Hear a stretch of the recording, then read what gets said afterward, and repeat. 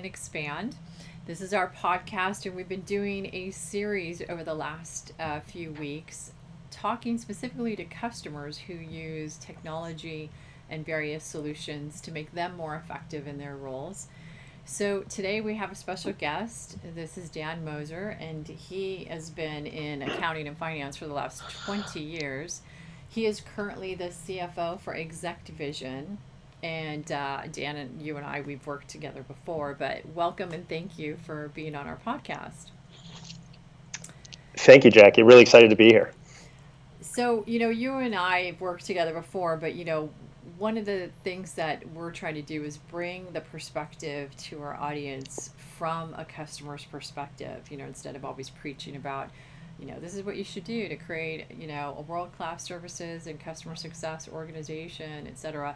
We're flipping this to get perspective from people like you in your role, whereas a CFO, that's a big responsibility, and to actually be able to not just report, but to be able to utilize information effectively to help drive the performance of a company. You're a key role, and the technology you use is obviously one of the key things that help you to be effective for you within your organization for your role, but also to help drive performance for the company. So thinking about that, what I'd love to hear from you is, from your perspective, what are those top 3 to 5 elements and things that you look for in a vendor for some of your key tools that you use? And you can talk about, maybe examples of some of your tools, but just love to hear your perspective on, what makes you successful when you use technology? Why do you choose certain vendors? And then what do you look for in that vendor, both from a technology, services, and just overall doing business with them perspective? Yeah, great question. I think at first it depends on, what am I implementing first? You talk about those tools. Because of the size of the companies I work at, usually they're somewhere, let's say in the $5 to $10 million ARR range, and they're looking to, how do we get to 20, 30, similar to what we were doing at Socrata, Jackie. And the first one is a lot of times on the finance and accounting side, we're on QuickBooks, right? And we need a more robust accounting system. So then there's that big move from a QuickBooks type of product to a larger ERP-oriented accounting system. A lot of folks use usually comes down to Intact or NetSuite.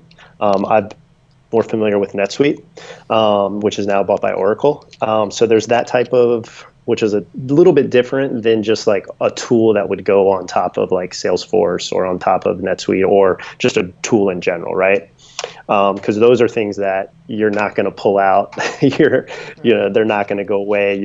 They're very sticky inside your company, and it's though your contracts may be annual, the fact is you're signing up. Probably it's so painful. Yeah. You're signing up for years. Right. So it's so there's a little bit difference in the type of products that you're buying. But I will say just in general, the first thing that I look for is.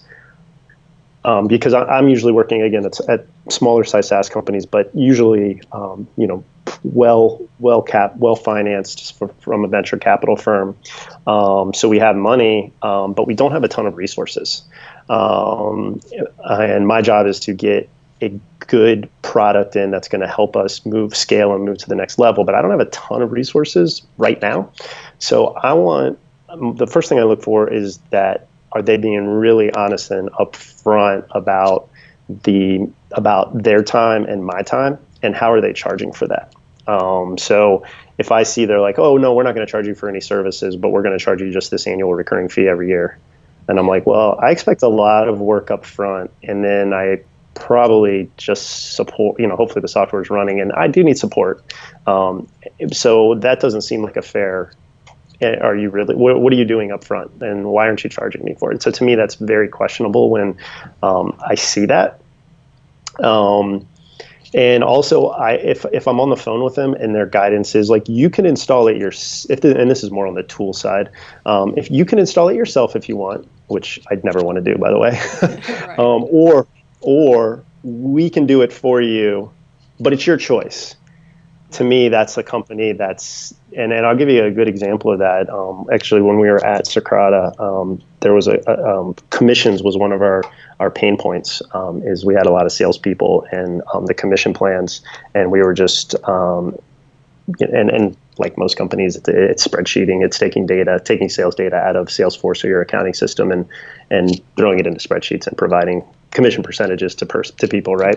Right. But ours were getting complex. There's renewals, services, upsells, new deals, and everybody had a different percentage. And sometimes there was some team selling going on, and it just got, and across a 30 or 40 person sales organization, then you have the SDRs, BDRs, and how they're getting paid differently, and da da da da.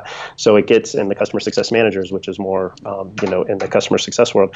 So it got really complex quickly. So there was a piece of software that was purchased actually right before I got there. It was called Exactly, and they were like, Right. and the accounting person said, oh, you can implement it yourself, or we'll come in and we'll charge you.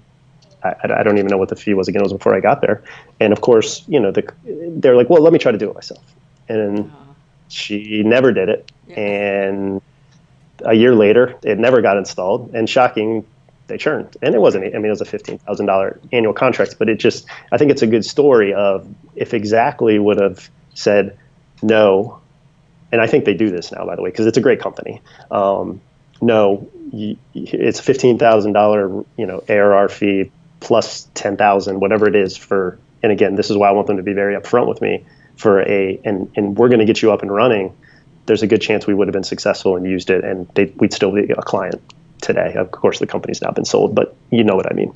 So I think it was a good lesson, and something that I really look at is how are we going to get up and running and implementing, and how much of my time and my team's time do you need? So I want them to be really upfront about that. And I will say NetSuite, I haven't bought it since Oracle like officially acquired them, which I think was like 2 or 3 years ago. I haven't bought a brand new instance since then, but at that time they were very upfront. They were like, it's going to be 3 months.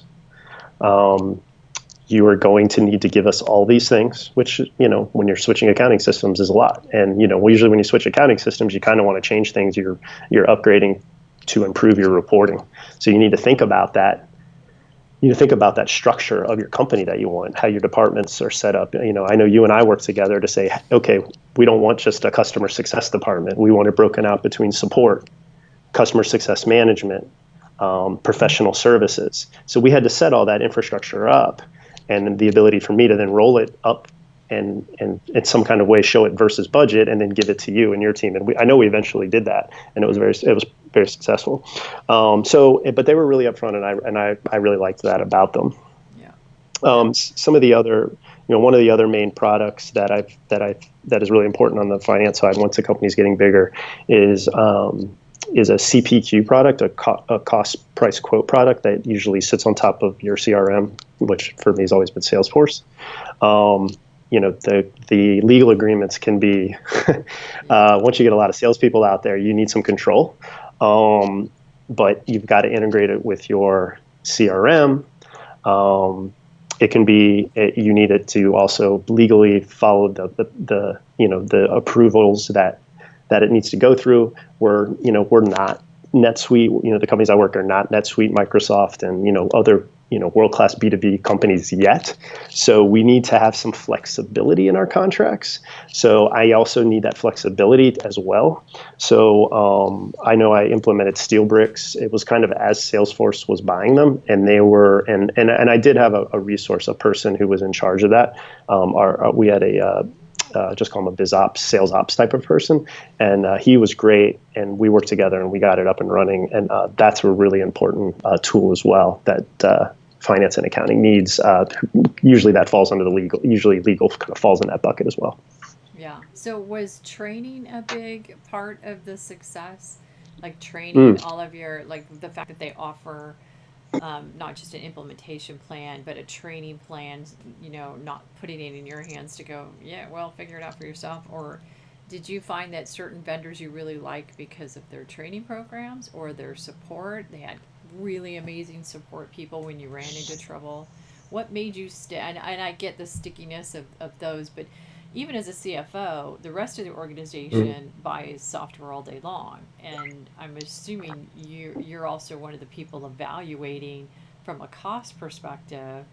Is cost benefit analysis a piece of that as well? So, those were a couple of questions all at once, but just Right. how do you look at, not just for you, training and support is being great, but do you look at other things to help the company as a whole make decisions on technologies? Yeah, I do. I'll start with your first question though, which is because I didn't touch on that. I kind of threw the whole implementation and training kind of in one big bucket. Okay. So, which is probably not fair. As I know you, that's very different. Yeah, so I definitely need someone to sit down and take the time to train me. And again, they need to be very honest about the learning curve that me or my team need in order to be successful. So I want them to be upfront, and that's kind of part of what I was talking about earlier with Got it. implementation, but the training as well. There's actually a really good example of that I have. It was a tool we put on top of NetSuite called Adaptive Planning. It's an FP&A tool. I really, really liked it. I've heard that NetSuite doesn't sell it through them since Oracle bought them, but it's still a great company that you can buy from and put it on top of your NetSuite or really any instance, whether it's QuickBooks or Intacct or whatever. But they really took the time to train me because it basically gets me out of spreadsheets for the FP&A function and throws out your Excel models and uses technology and interacts with your accounting system for the purposes of financial planning. And it's a real learning curve to learn that, but I really wanted to, and they were like, yeah, and they took the time. I mean, but they were like, how many hours do you need? And they were very honest about, hey, there's the recurring revenue piece, but they were very honest of, you're going to need 20 to 30 hours of training. And it was a great program. And by the end, I was off on my own. But then customer support is really, really important because no matter what, you're not going to be an expert. You train and you learn, and then you go and you work on all these other things. Yeah. And then you got to come back to it and go, oh, my notes, wow, they're not that good. Yeah. um, How did we do that again? so, yeah, so customer support is really important. And when you call, whatever program you signed up for, if they have different tiers, that they honor that. But eventually, sometimes you just got to talk to someone, and as long as if I signed up for, they're going to get back to me within a day, and as long as they honor that, I'm fine with it. Again, it just depends on the emergency, on a sticky tool like NetSuite. If I'm charging customers via a credit card, and all of a sudden I can't charge, like, they better get on the phone with me pretty Yeah. quickly. Right. My FP&A tool, like I talked about with adaptive planning, I mean, usually I'm working up, I'm budgeting. I mean, it's not an emergency that day if something's not working for me. So you just got to keep that in mind on how sticky your product is. But I do really, I do, again, I will tell people, I kind of am, I feel like I'm doing that right now. I'm telling you about my more successful things, and I'm kind of advocating for them. Yeah. And I think that replicates out there. So it is really, really important to me. Another good example that we're working in right now is, I've never heard of this product, and they had it here at ExecVision. It's called SaaS Optics. Just SaaS and then the word optics. It's a piece of software that we're still on QuickBooks here, but man, the reporting from a recurring revenue and MRR and churn, I mean, it is outstanding. And it's not that expensive, and it sits on top of, it can sit on top of NetSuite or anything else, but it has an integration into QuickBooks, and I'm sure it can have an integration into any other accounting system for billing. And so it takes an invoice and then recognizes the revenue over the period that you tell it to, and then calculates the MRR. And if it goes down because someone bought less, or goes up because someone bought more, it calculates upsells and things like that. It's really great, but it does have that integration. And sometimes we have some issues because it's getting a bill out is super important, right? We got it, like we just closed a large deal. We got to get that bill out. We got to start this 45 day payment period. We want to get that bill out, and the MRR and the recognition, it's important. It's got to happen, but maybe it doesn't need to happen that day. Yeah, but you But you because make it, one good point, which is the reporting you and I have both seen the struggles of reporting accurately AR and MR. Like, what is it? What's the contract value of each and every one of our customers, and how is it fluctuating? And a lot of people have tried to, like a better word, kind of jerry rig Salesforce and use that reporting only to find out that's so inaccurate. And I Salesforce think can't do it. it can't do Try it. try Whereas I think, check it out. Check it out. yeah, Yeah, I think a tool like I this was that's shocked. going off of contracts and actual accounting, like this is what you're invoicing, this is what they're paying, that's reality. And that's where you Yeah. really need to understand where your business is really at, rather than, because we can all make Salesforce say anything, but your accounting is your record. It's your gold Yeah. standard of record. And yeah, I think that's, you're making a point of also that the technology itself has to be extremely valuable, because even if, things don't need to be done, that's a good partnership, right? Having good services to help and support you is a good partnership. But you also pointed out the idea of the technology itself has to have some real value. It has to solve some real key pain points. Every solution that you talked about was solving a big key pain point for you. It's not like you're just grabbing all kinds of technology to see what works. You have a Well, strategy for working. we haven't gotten to the sales and marketing side yet. That's that side. On Right. finance and accounting, where no one wants to spend money Right, right. only on what's necessary. When you Exactly. get into the tools that may not have value, that's where you get into sales and marketing. That's a little bit of a joke, but I think there is a little bit Yeah. of truth to that too. There's a lot But of truth to that. yeah, but on the SaaS optics side, my point, it is a good tool. I recommend you and your audience to check it out. I've been just shocked how good it is, and it's not that expensive. I probably shouldn't say that because they may listen and up their prices tomorrow. But I will say that their customer support, because of that integration into QuickBooks, which is kind of where I was going with that, is when we need to get an invoice out, we need to get it out. And we need our invoicing to be, because it's cash. And the reporting, which is super important, and you and I have struggled with that, and I've struggled with it, and basically I've depended on spreadsheets. This gets me out of spreadsheets for a lot of my MRR reporting, which is fantastic. But their customer support has been really, really good. So I've hired accountants. This isn't like a software that everyone knows. And this might be important for your audience as well. I had never heard of it before I came here, and I mean, I'm not an expert, but again, I've been around the block a bit. Sounds like you haven't heard of it either. And so when I hire accountants who are working under me, they're like, and I'm like, I've never really used it either. I can't train you on this. And so their support has been fantastic to train new people that have come on, and I don't think we're not getting charged for it. So I mean, maybe they should, but anyways, we're just getting really good customer support. So to answer your support question on that, I just wanted to point them out. But yeah, going to the sales and marketing to answer your other question, and that was a good segue, talking about tools that may not be as like super important as your billing and your accounting system. So Right. um, yeah. So on the sales and marketing side, it is or tools around the company. It can be engineering as well. Right. Or your R&D team, whatever your product team, whatever you want to call them, your tech team.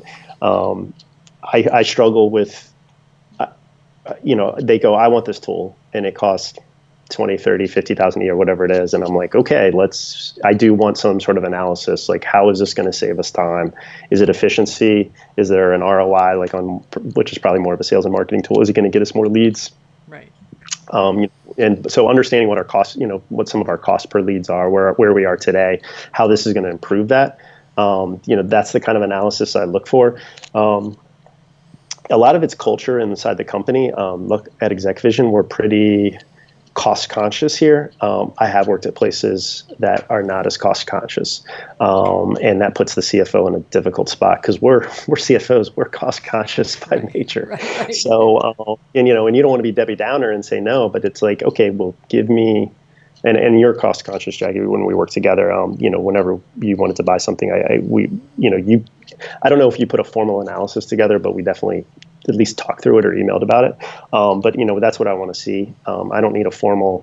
I probably at bigger companies, you do need to put something very formal together. But we just need to make sense of it. Did we budget for it at the beginning of the year? That's a big one. It's going to be a little bit easier if it was in budget. But even if it's in budget, doesn't mean we have to buy it. Right. So I do want, even if that's the case, I do want something that shows how much more efficient and is it realistic? And then all the things I talked about at the beginning about when I buy something personally for me or my team, I then talk that buyer or that department head, whoever it is, and go, hey, are they being upfront about support? How much time is this going to take away from your team?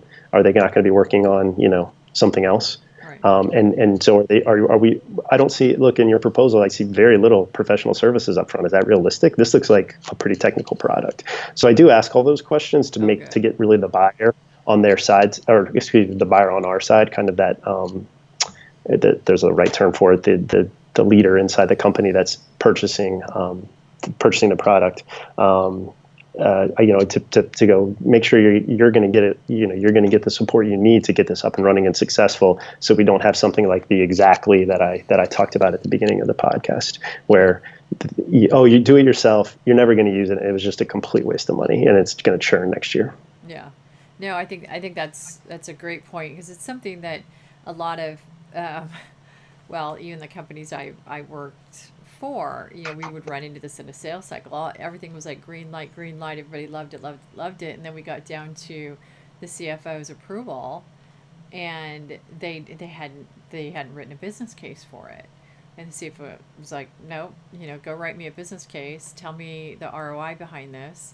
Why would I spend $50, $75, $100,000 a year on this solution? It makes your life easier. I get that point, but what does it do for the company? And a lot of sales cycles sometimes get blocked because of that. But also when it comes to a SaaS company trying to get renewals, the entire CS the CS teams don't always realize that it's so critical to help them. Sometimes we have to help them. As a CSM, one of your big responsibilities might be help them write a business case. If they don't have one, help them write one, because maybe the CFO isn't going to approve it for next year because they're like, I didn't see the value.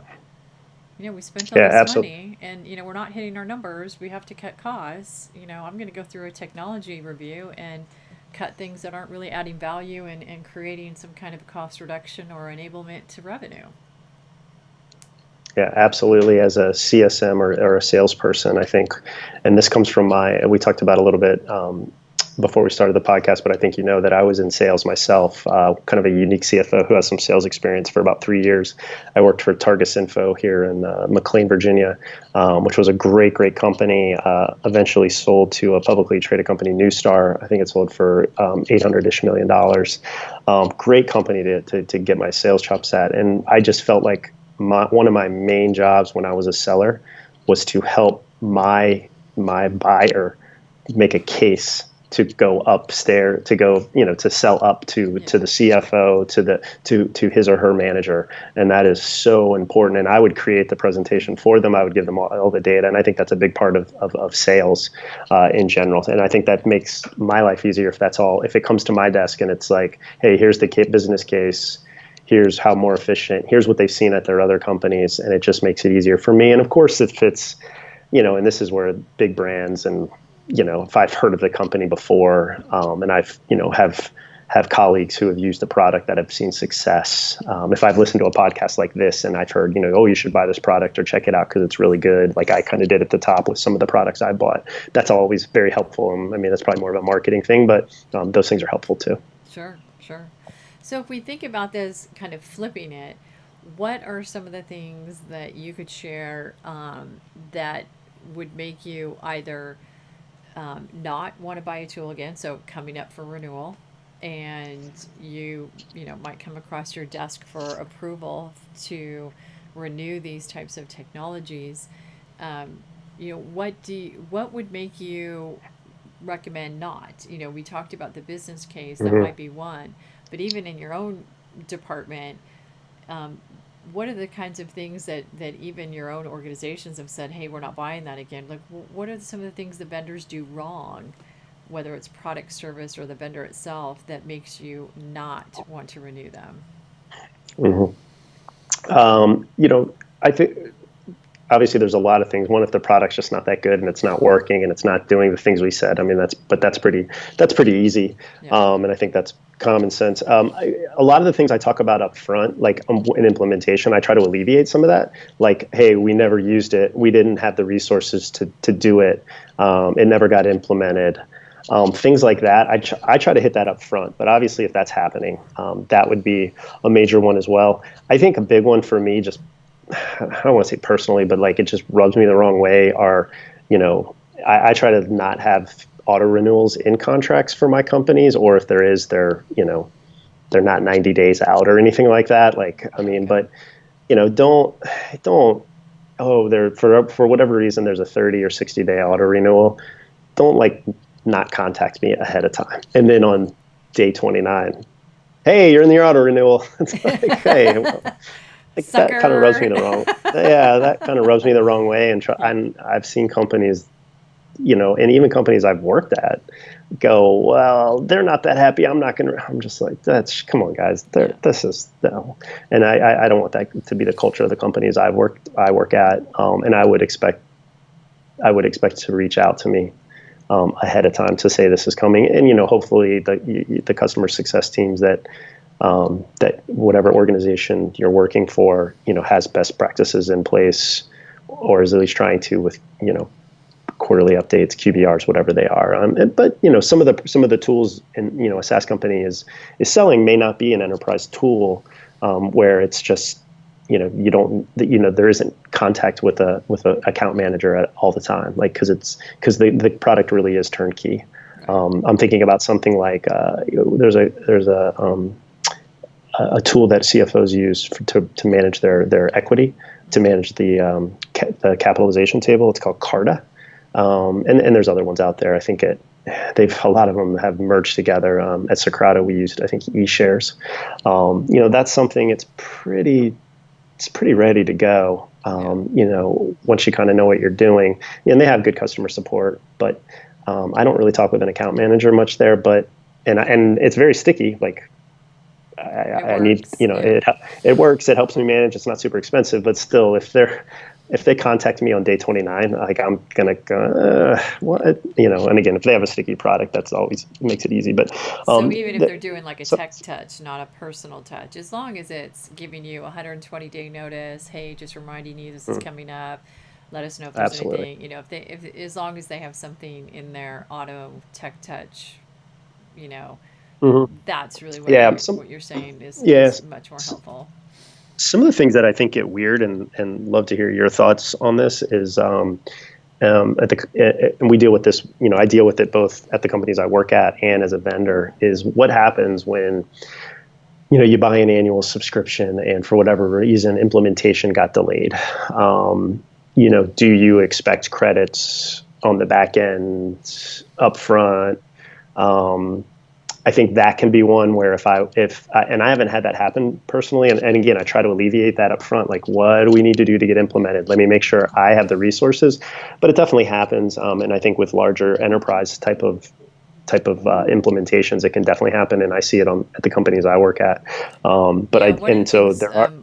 just to address that a little bit, one of the things that I did at Workfront, and we did offer it at Socrata as well, is if you prepay for a lot of the programs, right? And you have up to a year to utilize all the services that are offered in that implementation plan, and for 1 year, including all the education and support tiers, etc. But if for the implementation they didn't use the entire implementation, or to your point, they had to stall it, and then that year comes up, we would basically say to them, when you renew, we'll take this, we'll replan it. You won't have to, pay any more except for just a maintenance fee, so whatever the like tier one or tier two of the support, plan. Mhm. And so we literally would, roll that over, but literally put it into a new plan at a cost of zero, so that they could utilize that and get the project up and going again. And to me, that's doing the right thing by the customer. You did pay for it. You didn't get a chance to use it because you got hit with this, that, or the other, and therefore you didn't have the time to actually implement the solution. But now you're going to devote the time, and you're going to give us another year of the partnership. I think those are the right things to do. And I think, the CSMs working with those services teams, in a coordinated effort, it's moving the customer down the roadmap. So to me, that is the right thing to do. I think it's, not a good customer experience if you go, oh, too bad, so sad, expired. And I will tell you, back in the old days, we never did. There was, no renegotiating kind of a thing. It expired. We took the revenue hit. You want to buy again, start all over. But in the SaaS world, you really just can't do that. You can't afford to treat customers that way because it's just too easy for them to decide to go with another vendor who's going to be more dedicated to making sure you are successful. Mhm. So you mean the licenses as well? So when you say the services, are you talking about the professional services, or are you talking about the software as a service? Just the professional services. So they would still have to Right. renew How the do you? licenses. Yeah. So that's what that, and that's kind of where I've had some issues is when, if you give them let's just say they sign up for 12 months, and you're like, the first 3 months you have access to the software. However, we're going to be implementing. And they're like, okay, I get it. That makes sense. But for whatever reason, that 3 months turns into 5. I'm just giving you an example. Yeah. And so those 2 months of license, they're like, look, I couldn't utilize the software because we weren't implemented because it got pushed out for whatever reason. Of course, people will blame fingers back and forth. Right. But what do you do with those 2 months on the renewal? Like, do you give them for free? Do you try to renegotiate? Do you just say, hey, tough? Like, I think that's kind of I see sometimes where you're where going. Yeah, yeah, renewals. yeah. No, that Yeah, makes. Now I those are understand your those question. are That is one yeah, of those are the. tough conversations. They are, and then they're kind of not, in the sense of, normally in their first year you get a pretty good discount. It's kind of rare that you don't offer a pretty good discount their first year out. Um, and so it depends on how that contract, what the price point is, and how deep the discounts are.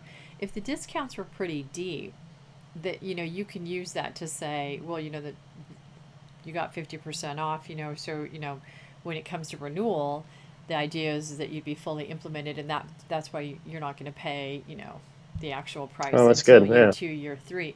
So, as long as it's priced, knowing, and you should know your implementation cycle. Like, you should know if you can get people up in the first 90 days, and if they got a 20% to 25% off, that's reasonable, for them not to expect much. But to your point, if like, I would always, encourage the services teams, talk to the customers. If they need to put things on hold, then let's talk about it, because we could offer a credit. Because to your point, you're not using the software. Something came up, you had to put things on hold, but you already prepaid for everything. So perhaps you apply an appropriate discount going into year 2. Now let's try this again. We'll give you this discount. We'll kind of renew everything, but at this discounted price to make up for the fact that you didn't use it in first year. I think those are the right conversations to have, because I really do think it's about honestly calculating the value that you can bring to them, and what Yeah. is really, the appropriate value. And at the same time, then the other risk is, well, you can't give everything away for free just because the customer didn't do anything. I just think it's about finding that fair middle ground of do the right thing. You really want to make them successful, but the customer also has to understand. As a business, we're still dedicating a lot of resources to trying to get you there. So there's a cost to us as much as there's a cost to you, even if it didn't get up in that first year. But those generally should be the exceptions to the rules. So, as long as you have flexibility in that renewal process, I think, customers appreciate just doing the right thing, going Yeah. into the second And that, year. yeah, exactly. And that's where you were saying, going back to the original question was, what are some things you don't like or would make you not renew? It's things like that, like not being fair, not being reasonable, not, hey, remember it. We started late. What can Right. we do here? Be fair. Like, so things, and that's why I was bringing it up. But I think those Yeah. are really good responses. I think those are really good responses. every time I talk to you, Jackie, I always learn something. So I think some of those responses are really good. I'm going to go use that here internally. There you go. Well, good. Well, I just want to thank you for your time because your insights are still super valuable. And it's been great to get a perspective from somebody like you and from the CFO chair. Because I think a lot of people kind of forget that there still is tremendous influence and power coming from the CFO as these SaaS companies are trying to grow and be responsible to their investors as well. And it helps, I'll just say, the SaaS world to understand when you're talking to and trying to go after certain target markets, there are challenges there and they need to understand how to navigate through those. So I think you made some great points about, be upfront, give me a plan, stick to the plan, be a good services partner, end to end, kind of do the right thing. And, don't try to sneak renewals in and don't try to, kind of, but, do the right thing. Make sure that I am utilizing, I am getting value, I am getting a return on my investment, and that it'll be sticky simply because it is providing that type of return. It's not even really any more difficult or challenging than that. And it sounds like that way then they're just a good partner to you, and as a CFO you can back those kind of companies all day long. Yeah, absolutely. And for tools that support the CFO and accounting function, like we need that extra layer of, I guess I talk about customer support and services a lot because it's just, when you're paying people, your payroll, when you're monitoring cash, when you're invoicing customers, when you're, hitting customer credit cards, like this stuff is just so important to the operation and back end of your office, of your company. I want that extra, that, okay, your product's good, but if I have trouble, I want it set up correctly. I want assurance that it is. And if I have trouble, I know I can call somebody and get them on the phone and help me. So Right. those are super, and not just, when I say me, I mean me and my team. Right, absolutely. No, that's Yep. great. Great insights. Thank you so much for being on our show and sharing your invaluable experiences and recommendations as well. So, really appreciate all the time. And so good to see you, but thank you again. And I'm sure we'll have you back again for our next one. I enjoyed it, Jackie. Thanks. It was great to catch up with you. This has been awesome. Thanks. Take care. We'll talk soon. You too. Bye.